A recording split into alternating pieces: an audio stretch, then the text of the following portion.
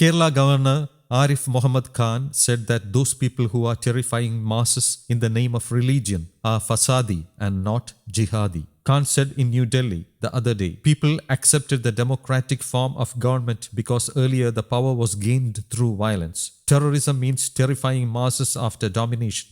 And to justify this domination, terrorists take the name of religion. People practicing such ways are fasadi, not jihadi. Khan raised concerns about such teachings in madrasa and said that such a syllabus is affecting young minds. I spoke about madrasas. The syllabus in madrasas makes the students teach that if someone is guilty of denying God, they have the right to take the law into their own hands and kill that man. I have raised questions and wrote a letter to Deoband and told them to change it. It affects the mind of students, he said. Regarding the situation in Afghanistan, Khan said that Taliban have entered the independence of Afghanistan and freedom has been seized. Meanwhile, the state government has started thinking about plans to resolve the issues regarding appointments to universities after the governor raised harsh criticism against political interventions. A civil service official in Delhi was assigned to initiate consensus talks with the governor following his revelations through strong statements.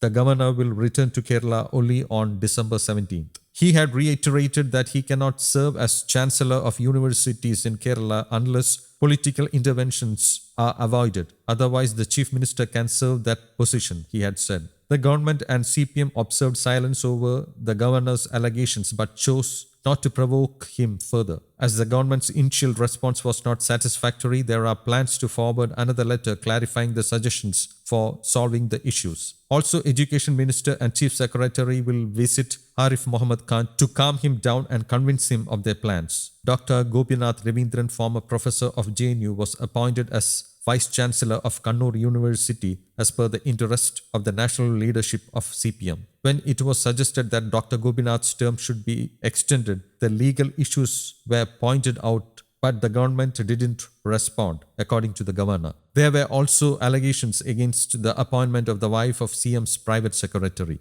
News Desk, Kaumudy Global.